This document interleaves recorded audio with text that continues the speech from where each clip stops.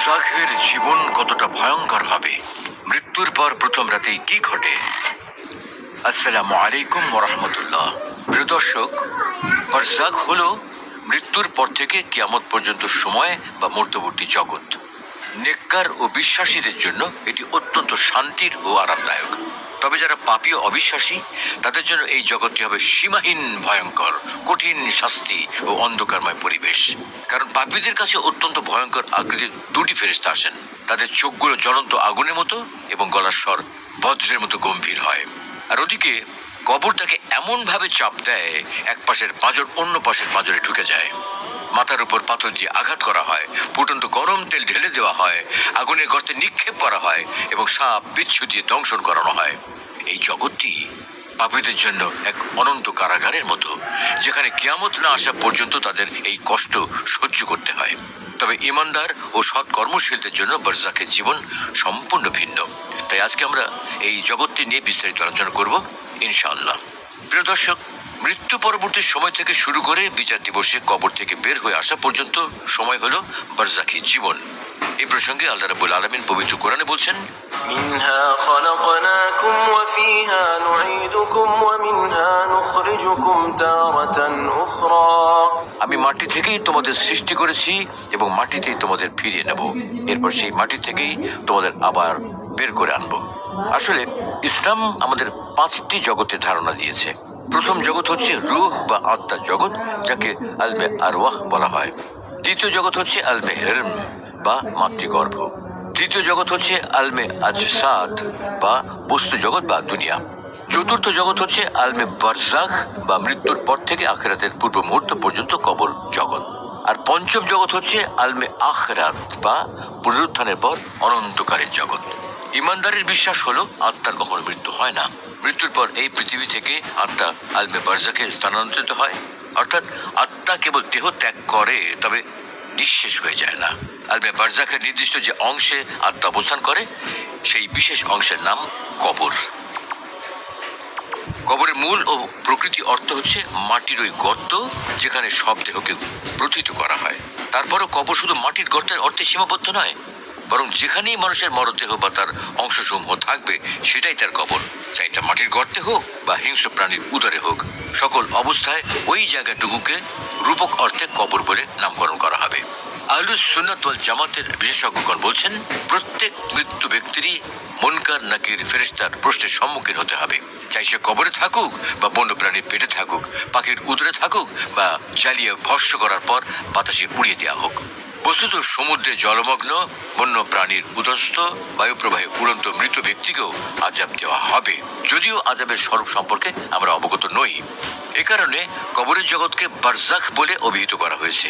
তাছাড়া আরবি বারজাখ শব্দের অর্থ হলো পর্দা, আবরণ, ঢাকনা বা বেড়া। সুতরাং আলমে বারজাখ বা বারজাখের জগৎ বলতে ওই জগৎকে বোঝায় যেখানে মানুষ মৃত্যুর পর হতে কিয়ামত প্রতিষ্ঠিত হওয়া পর্যন্ত অবস্থান করবে।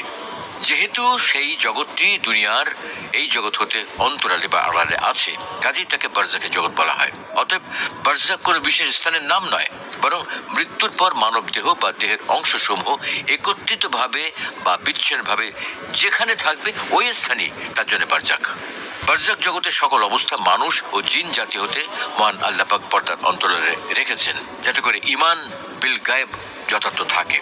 তাছাড়া বারজাখের জগৎকে অন্তরালে ও আবরণে আচ্ছাদিত রাখার আরেকটা কারণ হলো, বারজাখের জগৎ ও পৃথিবীর জগৎ সম্পূর্ণ ভিন্ন ভিন্ন।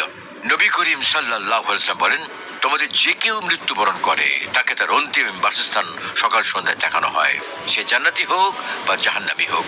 তাকে বলা হয়, এটাই সেই বাসস্থান যেখানে তুমি তখন প্রবেশ করবে, যখন আল্লাহ তাআলা কিয়ামতের দিনে দ্বিতীয়বার জীবন দান করে তার কাছে তোমাকে উপস্থিত করবেন। মৃত্যুর পর প্রথম রাত। পবিত্র কোরআন আল্লাহ বলছেন, কুল্লু নাফসিন যায়িকাতুল মাউত। প্রত্যেক প্রাণীকে মৃত্যুর স্বাদ গ্রহণ করতে হবে। মৃত্যুর পর আখিরাতের প্রথম মঞ্জিল হলো কবর। মৃত ব্যক্তিকে কবরস্থ করার পর প্রতি সকালে ও প্রতি বিকেলে তাকে তার ঠিকানা দেখানো হয়। যদি সে জাহান্নামী হয় তবে জাহান্নাম দেখানো হয়, যদি জান্নাতি হয় তাহলে জান্নাত দেখানো হয়। ঈমানদারের কবরকে প্রশস্ত করে দেওয়া হয়। উত্থান দিবস পর্যন্ত তাকে সুখ শান্তিতে রাখা হয়। আর যে কাফের, তার কবরকে সংকুচিত করে দেওয়া হয়। তাই মৃত্যুকালীন অবস্থা সম্পর্কে আল্লাহ তাআলা বলছেন, حتى إذا جاء أحدهم الموت قال رب ارجعون لعلي أعمل صالحا فيما تركت كلا إنها كلمة هو قائلها ومن ورائهم برزخ إلى يوم يبعثون অবশেষে যখন তাদের কারো মৃত্যু আসে, সে বলে, হে আমার রব, আমাকে ফেরত পাঠান, যেন আমি সৎ কাজ করতে পারি যা আমি ছেড়ে দিয়েছিলাম। কখনো নয়, এটি একটি বাক্য যা সে বলবে। যেদিন তাদেরকে পুনরুত্থিত করা হবে, সেদিন পর্যন্ত তাদের সামনে থাকবে বারজাখ। এই আয়াত থেকে বোঝা যায়, যখন মৃত্যু উপস্থিত হবে তখন মানুষের চোখ খুলে যাবে। সে তখন ভালো কাজ করার জন্য আরো সময় কামনা করবে, কিন্তু তাকে আর সময় দেওয়া হবে না। মৃত্যুর সময় এই ধরনের প্রার্থনা অনর্থক, এতে কোনো ফল বয়ে আনে না। যেমন অন্য আয়াতে আল্লাহ তাআলা বলছেন, فوقاه الله سيئات ما مكروا وحاق بآل فرعون سوء العذاب النار يعرضون عليها غدوا وعشيا ويوم تقوم الساعة أدخلوا آل فرعون أشد العذاب অতঃপর তাদের ষড়যন্ত্রের অশুভ পরিণাম থেকে আল্লাহ তাকে রক্ষা করলেন, বা ফেরাউনের অনুসারীদেরকে ঘিরে ফেলল কঠিন আযাব। আগুন তাদেরকে সকাল সন্ধ্যায় তার সামনে উপস্থিত করা হয়। আর যেদিন কিয়ামত সংঘটিত হবে, সেদিন ঘোষণা করা হবে, ফেরাউনের অনুসারীদেরকে কঠোরতম আযাবে প্রবেশ করাও। এই আয়াতের লক্ষণীয় বিষয় হলো, ফেরাউনের অনুসারীদের প্রতিদিন সকাল সন্ধ্যায় দোজখ দেখানো হয়। একথা দিয়ে বারজাখ ও তার শাস্তির বিষয়টি আবারও প্রমাণিত হলো। তবে কিয়ামতের পর অপরাধীদের যে শাস্তি হবে, সেটা বারজাখের শাস্তি চেয়ে কঠোরতম হবে। এই প্রসঙ্গে বারা ইবনে আযিব রাদিয়াল্লাহু তাআলা আনহু থেকে বর্ণিত এক আনসারী ব্যক্তির দাফন কাফনের জন্য আমরা একদিন রাসূলুল্লাহ সাল্লাল্লাহু আলাইহি ওয়াসাল্লামের সাথে বের হলাম। আমরা কবরের কাছে পৌঁছে গেলাম, তখনও কবর খোঁড়া শেষ হয়নি। রাসূলুল্লাহ সাল্লাল্লাহু আলাইহি ওয়াসাল্লাম সেখানে বসলেন। আমরা তার চারপাশে এমন ভাবে বসে গেলাম যেন আমাদের মাথার উপর পাখি বসেছে। আর তার হাতে ছিল চন্দন কাঠ, যা দিয়ে তিনি মাটির উপর মৃত্যু পিটাচ্ছিলেন। তিনি যখন মাথা জাগালেন আর বললেন, তোমরা কবরের শাস্তি থেকে আল্লাহর কাছে আশ্রয় প্রার্থনা করো, কথাটি তিনি 2 বার কিংবা 3 বার বলেছিলেন। এরপর তিনি আরো বললেন, যখন কোনো ইমানদার বান্দা পৃথিবী থেকে বিদায় নিয়ে আখিরাতের দিকে যাত্রা করে, তখন আকাশ থেকে তার কাছে ফেরেশতা আসে। তাদের চেহারা থাকবে সূর্যের মতো উজ্জ্বল, তাদের সাথে থাকবে জান্নাতের কাফন ও সুগন্ধি। তারা তার চোখ বন্ধ করা পর্যন্ত তার কাছে বসে থাকবে। মৃত্যুর ফেরেশতারা এসে তার মাথার কাছে বসবে। সে বলবে, হে সুন্দর আত্মা, তুমি আল্লাহ তাআলার ক্ষমা ও তার সন্তুষ্টির দিকে বেরিয়ে এসো। আত্মা বেরিয়ে আসবে যেমন বেরিয়ে আসে পান পাত্র থেকে পানির ফোঁটা। সে আত্মাকে গ্রহণ করে এক মুহূর্তের জন্য ছাড়বে না। তাকে সেই জান্নাতের কাফন পরাবে ও সুগন্ধি লাগাবে। পৃথিবীতে যে মিস্ক আছে, সে তার চেয়ে বেশি সুগন্ধি ছড়াবে। তাকে নিয়ে তারা আসমানের দিকে যেতে থাকবে। আর ফেরেশতাদের প্রতিটি দল বলবে, কে এই পবিত্র আত্মা? তাদের প্রশ্নের উত্তরে তারা তার সুন্দর নাম নিয়ে বলবে যে অমুক, অমুকের ছেলে বা অমুকের মেয়ে। এমনি ভাবে প্রথম আসমানে চলে যাবে। তার জন্য প্রথম আসমানের দরজাগুলো খুলে দেওয়া হবে। এমনি করে প্রতিটি আসমান অতিক্রম করে যখন সপ্তম আসমানে যাবে, তখন আল্লাহ রাব্বুল আলামিন বলবেন, আমার বান্দা আমল নামাটা ইল্লিজিন তথা সপ্তম আকাশে আরশের নিচে অবস্থিত স্থানে লিখে দাও। আর আত্মাটা দুনিয়াতে তার দেহের কাছে পাঠিয়ে দাও, কারণ আমি মাটি থেকে তাদেরকে সৃষ্টি করেছি। সেখানে তাদেরকে ফেরত দেব এবং সেখান থেকেই তাদেরকে পুনরায় উঠাবো। অতঃপর কবরের প্রশ্নোত্তরের জন্য 2 জন ফেরেশতা আসবে। তারা প্রশ্ন করবে, মান রাব্বুকা, তোমার প্রভুকে? সে বলবে, আমার প্রভু আল্লাহ। তারা প্রশ্ন করবে, মান দীনুকা, তোমার ধর্ম কি? সে উত্তর দেবে, আমার ধর্ম ইসলাম। তারপর প্রশ্ন করবে, মান হাযা রাসূল, এই ব্যক্তিকে চেনো যাকে তোমাদের কাছে পাঠানো হয়েছে? সে উত্তরে বলবে, তিনি আমাদের নবী মুহাম্মদ সাল্লাল্লাহু আলাইহি ওয়াসাল্লাম। তারা বলবে, তুমি কিভাবে জানলে? সে উত্তরে বলবে, আমি আল্লাহর কিতাব পাঠ করেছি, তার প্রতি বিশ্বাস স্থাপন করেছি, তাকে সত্য বলে স্বীকার করেছি। তখন আসমান থেকে আওয়াজ আসবে, আমার বান্দা অবশ্যই সত্য বলেছে। তাকে জান্নাতের বিছানায় বিছিয়ে দাও, তার কবর থেকে জান্নাতের একটি দরজা খুলে দাও, জান্নাতের সুঘ্রাণ ও বাতাস আসতে থাকবে। যতদূর চোখ যায় ততদূর কবর প্রশস্ত করে দেয়া হবে। তার কাছে সুন্দর চেহারার, সুন্দর পোশাক পরিহিত, সুগন্ধি ছড়িয়ে এক ব্যক্তি আসবে। সে তাকে বলবে, তুমি সুসংবাদ নাও, সুখে থাকো, দুনিয়াতে এদিনের ওয়াদা দেওয়া হচ্ছিল তোমাকে। মৃত ব্যক্তি সুসংবাদদাতা এই ব্যক্তিকে সে জিজ্ঞাসা করবে, তুমি কে? সে উত্তরে বলবে, আমি তোমার নেক আমল।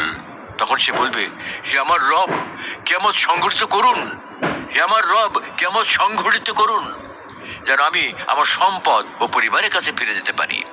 আর যখন কোনো কাফের দুনিয়া থেকে বিদায় হয়ে আখিরাতের পানে যাত্রা করে, তখন তার কাছে কালো চেহারার ফেরেশতা আগমন করে। তার সাথে থাকে চুল দ্বারা তৈরি কষ্টদায়ক কাপড়।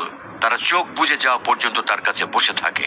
এরপর আসে মৃত্যুর ফেরেশতা, তার মাথার কাছে বসে বলে, হে দুর্বৃত্ত পাপিষ্ঠ আত্মা, বের হয়ে আল্লাহর ক্রোধ ও গজবের দিকে চলো। তখন তার দেহে প্রচন্ড কম্পন শুরু হয়, তার আত্মা টেনে বের করা হয়, যেমন আর্দ্র রেশমের ভিতর থেকে লোহার ব্রাশ বের করা হয়। যখন আত্মা বের করা হয়, তখন এক মুহূর্তের জন্য ফেরেশতা তাকে ছেড়ে দেয় না। সেই কষ্টদায়ক কাপড় দিয়ে তাকে পেঁচিয়ে ধরে। তার লাশটি পৃথিবীতে পড়ে থাকে। আত্মাটি নিয়ে যখন উপরে উঠে, তখন ফেরেশতারা বলতে থাকে, কে এই পাপিষ্ঠ আত্মা? তাদের উত্তরে তার নাম উল্লেখ করে বলা হয়, অমুক, অমুকের ছেলে বা মেয়ে। প্রথম আসমানে গেলে তার জন্য দরজা খোলার অনুরোধ করা হলে দরজা খোলা হয় না। এই সময় রাসূলুল্লাহ সাল্লাল্লাহু আলাইহি ওয়াসাল্লাম সূরা আরাফের 40 নম্বর আয়াতটি পাঠ করলেন। إن الذين كذبوا بآياتنا واستكبروا عنها لا تفتح لهم أبواب السماء ولا يدخلون الجنة حتى يلج الجمل في سم الخياط وكذلك نجزي المجرمين নিশ্চয়ই যারা আমার আয়াতসমূহকে মিথ্যা বলেছে এবং অহংকার বশত মুখ ফিরিয়ে নিয়েছে, তাদের জন্য আকাশের দরজাগুলো খোলা হবে না এবং তারা জান্নাতেও প্রবেশ করতে পারবে না, যে পর্যন্ত না সূচের ছিদ্র দিয়ে উট প্রবেশ করে। আমি এমনি ভাবে পাপীদেরকে শাস্তি দিয়ে থাকি। অতঃপর আল্লাহ তাআলা বলবেন, তার আমল নামা সিজ্জিনে তথা অবিশ্বাসী পাপীদের কৃতকর্ম লেখার স্থানে লিখে দাও, যা সর্বনিম্ন স্তর। এরপর তার আত্মাকে পৃথিবীতে নিক্ষেপ করা হবে। এই কথা বলে রাসূলুল্লাহ সাল্লাল্লাহু আলাইহি ওয়াসাল্লাম সূরা হজের 31 নম্বর আয়াতটি পাঠ করেন। ومن يشرك بالله فكأنما خر من السماء فتخطفه الطير أو تهوي به الريح في مكان سحيق যে আল্লাহর সাথে শরীক করলো, সে যেন আকাশ থেকে ছিটকে পড়লো। অতঃপর মৃতভোজী পাখি তাকে ছো মেরে নিয়ে গেল, অথবা বাতাস তাকে উড়িয়ে নিয়ে কোনো দূরবর্তী স্থানে নিক্ষেপ করলো। এরপর তার দেহে তার আত্মা চলে আসবে। দুই ফেরেশতা আসবে, তাকে বসাবে। এরপর তাকে জিজ্ঞাসা করবে, তোমার প্রভুকে? সে বলবে, হায় হায়, আমি আমি আমি জানি না। তারা তাকে আবার জিজ্ঞাসা করবে, তোমার ধর্ম কি? সে বলবে, হায় হায়, আমি জানি না। তারপর জিজ্ঞাসা করবে, এ ব্যক্তি কে যাকে তোমাদের মধ্যে পাঠানো হয়েছিল? সে উত্তর দেবে, হায় হায়, আমি জানি না। নাউজুবিল্লাহ। তখন আসমান থেকে এক আওয়াজ আসবে, সে মিথ্যা বলেছে, তাকে জাহান্নামের বিছানা বিছিয়ে দাও, জাহান্নামের একটি দরজা তার জন্য খুলে দাও।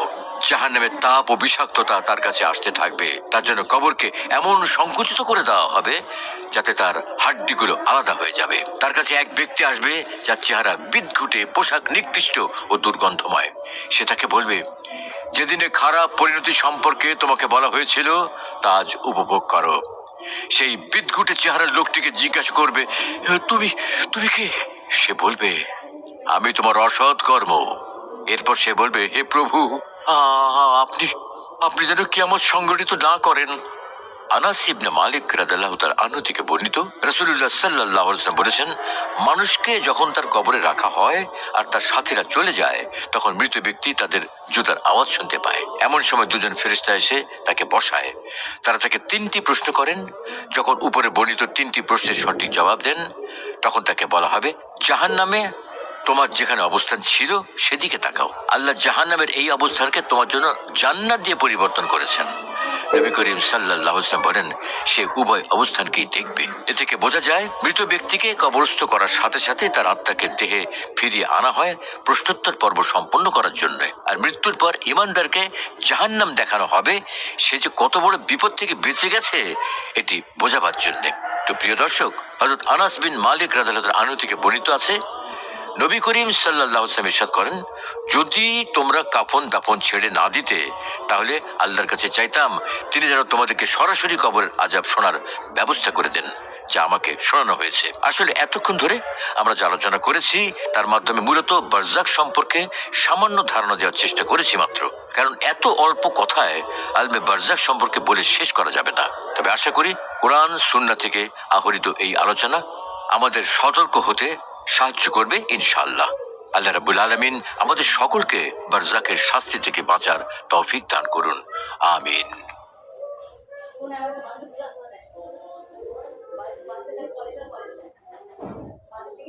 সৃষ্টির শুরু থেকে আসমানের একটি দরজা বন্ধ ছিল।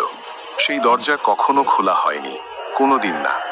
কিন্তু একটি দিন সেই দরজা খুলে গেল, আর সেখান দিয়ে নেমে এলেন এমন এক ফেরেশতা যিনি এর আগে কখনো দুনিয়ার মাটিতে পা রাখেননি।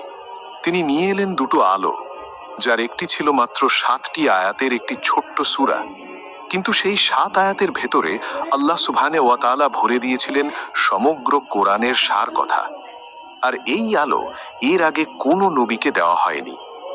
কখনো না খোলা একটি দরজা কেন খুলে গেল শুধু এই সূরার জন্য? মাত্র 7টি আয়াতে এমন কি আছে যা এত বিশেষ? কেন আল্লাহ এই সূরাকে বললেন উম্মুল কোরআন, সমগ্র কোরআনের মূল? এই প্রশ্নগুলোর উত্তর পেতে হলে আমাদের ফিরে যেতে হবে সেই সময়ে যখন এই সূরা নাজিল হয়েছিল, সেই মক্কায়, সেই অন্ধকারে। আসসালামু আলাইকুম। আপনারা দেখছেন মুসাফিরের আলো।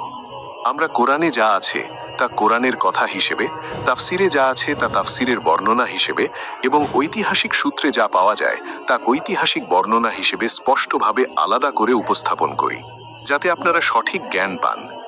চ্যানেলটি সাবস্ক্রাইব করে বেল আইকনটি বাজিয়ে দিন, যাতে ইসলামের এই গভীর জ্ঞান সবার আগে আপনার কাছে পৌঁছায়। তো চলুন ফিরে যাই সেই সময়, কারণ সূরা ফাতিহার গভীরতা বুঝতে হলে আগে বুঝতে হবে ঠিক কোন পরিস্থিতিতে আল্লাহ এই সূরা পাঠিয়েছিলেন। এই প্রেক্ষাপট না জানলে আসল রহস্যটাই ধরা দেবে না।